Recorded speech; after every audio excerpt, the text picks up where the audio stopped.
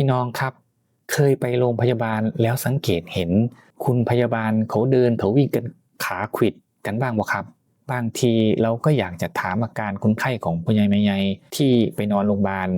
หรืออยากจะขอความช่วยเหลืออะไรนิดๆหน่อยๆแต่พอเห็นแล้วก็เกรงใจเพราะเห็นเขารีบงานล้นมือเบอร์นั้นนะครับทีนี้ลองนึกภาพตามด้วยครับถ้าวันหนึ่งเราไปโรงพยาบาลแล้วเราเห็นอุปกรณ์บางอย่างเนี่ยมันเดินไปเดินมาคอยช่วยคุณพยาบาลแถมเวลามีคนเดินผ่านเนี่ยมันส่งรูปหัวใจปิ้งส่งยิ้มหวานๆให้อีกด้วยเรื่องเนี้ยมันเกิดขึ้นที่รัฐเท็กซัสประเทศสหรัฐอเมริกาโรงพยาบาลแห่งหนึ่งเขาเริ่มเอาหุ่นยนต์พยาบาลมาทำงานร่วมกับคนจริงๆแล้วครับหลายคนฟังแล้วอาจจะเอ๊ะใจว่าอ้าวแอดแบบเนี้ยพยาบาลจะตกงานไหม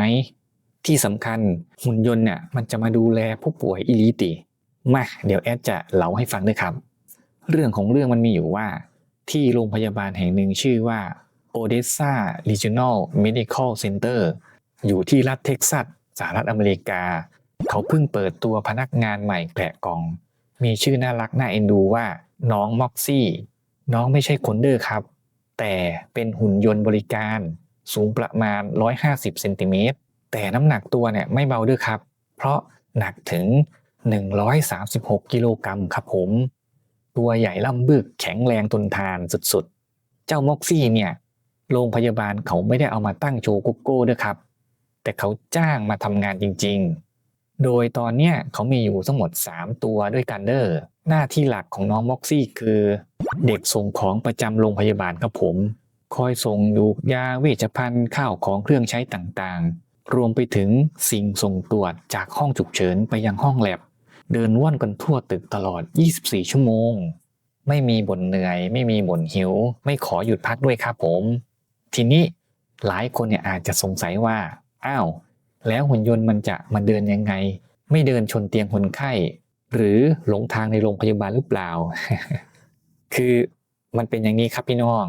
ระบบของน้องม็อกซี่เนี่ยฉลาดมากในโรงพยาบาลเขาจะแปะ QR code ไว้ตามจุดต่างๆเหมือนป้ายบอกทางในหมู่บ้านนั่นแหละครับพอน้องม็อกซี่เนี่ยใช้ตาที่เป็นกล้องสแกนปั๊บก็รู้ทันทีว่าตอนเนี้ยตัวเองอยู่ตรงไหนและต้องเดินไปทางไหนต่อแถมพี่น้องไม่ต้องกลัวว่ายาฝรั่งราคาแพงๆเนี่ยที่น้องขนไปจะโดนใครแอบหยิบระหว่างทางเด้อเพราะตู้เก็บของในตัวน้องเนี่ยเป็นลิ้นชักระบบล็อกแน่นหนาจะเปิดได้ก็ต่อเมื่อไปถึงมือผู้รับที่ถูกต้องเท่านั้นยิ่งไปกว่านั้นน้องม็อกซี่เขายังมีบัตรพนักงานประจำโรงพยาบาลแขวนคอไว้ด้วยเด้อ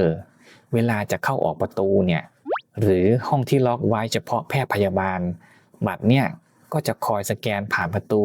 ได้ฉลุยเหมือนคนจริงๆเลยเด้อครับผมโอ้มาเป็นพนักงานตัวจริงตัวนี้ทางหัวหน้าพยาบาลที่นั่นเขาบอกเลยว่าตั้งแต่น้องม็อกซี่มาช่วยงานในห้องฉุกเฉินเนี่ยทุกคนเนี่ยตื่นเต้นและดีใจกันมากๆเพราะปกติแล้วพยาบาลเนี่ยวันๆจะต้องยืนเยอะมากเด้อวิ่งไปเบิกยาตึกนู้น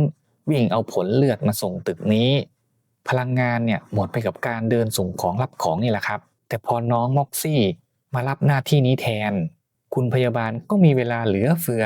ที่จะดูแลผู้ป่วยอย่างเต็มที่และประณีตมากขึ้นครับผมและสิ่งที่เป็นสีสันน่ารักมากๆของน้องม็อกซี่เนี่ยคือเขามีหน้าจอ LED เวลาเดินผ่านคนไข้หรือพี่ๆพยาบาลเนี่ยน้องจะทำตารูปหัวใจสีชมพูปิ้งใสๆกลายเป็นว่าตอนเนี้ยพยาบาลในโรงพยาบาลเขาแข่งกันใหญ่เลยครับว่าเฮ้ยวันเนี้ยน้องม็อกซี่เนี่ยทำตารูปหัวใจใสหรือยังใครได้ตารูปหัวใจนี่คืออารมณ์ดีไปทั้งวันเลยครับ เป็นการสร้างรอยยิ้มและลดความตึงเครียดในโรงพยาบาลได้ในระดับหนึ่งเลยครับผมในยุคปัจจุบันเนี่ยโครงสร้างประชากรมันกำลังเปลี่ยนไปครับหลายประเทศรวมถึงบ้านเราเนี่ยกำลังก้าวเข้าสู่สังคมผู้สูงอายุคนแก่คนเฒ่ามีมากขึ้นโรคภัยไข้เจ็บก็ซับซ้อนขึ้นทำให้ความต้องการหมอและพยาบาลเนี่ยพุ่งสูงขึ้นเป็นเงาตามตัวแต่ในทางกลับกันคนทำงานในระบบสาธารณสุขกลับมีน้อยลงครับเกิดภาวะสมองไหล หมอพยาบาลเนี่ยลาออกกันเพราะงานหนักเกินไปดังนั้นแนวโน้มของโลกในอีก 5-10 ปีข้างหน้าเนี่ยหุ่นยนต์ผู้ช่วยแบบน้องม็อกซี่เนี่ยจะไม่ได้อยู่ที่เท็กซัสแน่นอนครับแต่มันจะกลายเป็นมาตรฐานใหม่ของโรงพยาบาลทั่วโลกแต่สิ่งที่แอดอยากจะชวนคิดก็คือเรื่องข่าวลือที่ว่าหุ่นยนต์เนี่ยจะมาแย่งงานพยาบาลซึ่งพี่พยาบาลตัวจริงอ่ะเขาก็ออกมาบอกเลยครับว่าไม่มีทางหุ่นยนต์ไม่มีวันมาแทนที่พยาบาลที่เป็นคนได้เพราะหุ่นยนต์มันทำได้แค่งานที่ต้องทำซ้ำๆงานที่ใช้แรงงานเช่นแบกของเดินส่งเอกสารถูพื้นแต่งานพยาบาลจริงๆเนี่ยมันคืองานที่ต้องใช้หัวใจใช้จิตวิญญาณหุ่นยนต์มันเช็ดน้ำตาให้คนไข้ที่กำลังร้องไห้ไม่ได้ครับมันกุมมือปลอบใจญาติผู้ป่วยไม่เป็นและมันไม่มีสัญชาตญาณความเห็นอกเห็นใจเหมือนมนุษย์เราครับเพราะฉะนั้นหุ่นยนต์จึงไม่ใช่ผู้มาแย่งงานแต่เป็นผู้มาช่วยผ่อนแรงเพื่อให้คนทำงานได้มีประสิทธิภาพมากขึ้นนั่นเองครับแต่ถ้าใครจะแย้งว่าอนาคตเนี่ยหุ่นยนต์ทำได้เหมือนคนแน่นอนอันนี้แอดก็คิดว่าน่าจะยังอีกนานมากๆครับประเทศไทยเราตอนนี้ขึ้นชื่อว่าเป็นหนึ่งในประเทศที่เข้าสู่สังคมผู้สูงอายุรวดเร็วที่สุดในเอเชียและปัญหาคลาสสิกที่พวกเราเจอมาตลอดคือหมอและพยาบาลไทยในระบบรัฐเนี่ยงานล้นมือครับพี่น้องเคยเห็นข่าวไหมครับหมอและพยาบาลในโรงพยาบาลรัฐบางแห่งเนี่ยควงเวร 24-36 ชั่วโมงแทบไม่ได้หลับไม่ได้นอนครับจนเกิดอุบัติเหตุหรือล้มป่วยไปเองก็มีครับ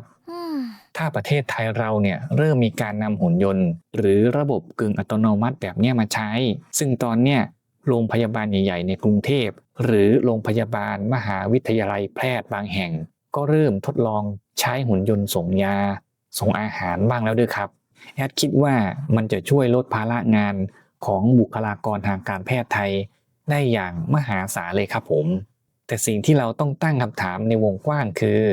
ความเหลื่อมล้ำครับพี่น้องแน่นอนว่าโรงพยาบาลเอกชนหรูๆหรือโรงพยาบาลใหญ่ในเมืองเนี่ยเขามีตังค์ซื้อหุ่นยนต์ล้ำๆพวกเนี้ยมาใช้แน่นอนแต่โรงพยาบาลบ้านนอกคอกนาในต่างจังหวัดล่ะงบประมาณจะสู้เขาได้ไหมนี่คือโจทย์ใหญ่ที่รัฐบาลและผู้ใหญ่ในบ้านเมืองเนี่ยต้องคิดนะครับ ว่าทำอย่างไรถึงจะกระจายเทคโนโลยีเหล่านี้ไปคอยช่วยเหลือคนทำงานในพื้นที่ห่างไกลเพื่อให้คนต่างจังหวัดได้รับบริการทางการแพทย์ที่ดีเท่าเทียมกับคนในเมืองนะครับผมซึ่งแอดก็แอบคิดว่ามันน่าจะยากอยู่นะครับ สรุปคือหุ่นยนต์และเทคโนโลยีเนี่ยมันสร้างขึ้นมาเพื่อรับใช้มนุษย์ครับผมการที่โรงพยาบาลนำน้องม็อกซี่มาช่วยงานคือการเอางานหนักงานเหนื่อยงานซ้ำๆไปให้สิ่งที่ไม่มีชีวิตทำเพื่อคืนเวลาและความเป็นมนุษย์ให้พยาบาลได้กลับมาดูแลคนไข้ได้ด้วยรอยยิ้มและความเอาใจใส่อย่างแท้จริงครับถ้าชอบคลิปนี้ช่วยกดไลค์กดแชร์เป็นกำลังใจให้แอดด้วยเด้อครับแล้วพบกันใหม่ในคลิปหน้าสวัสดีครับ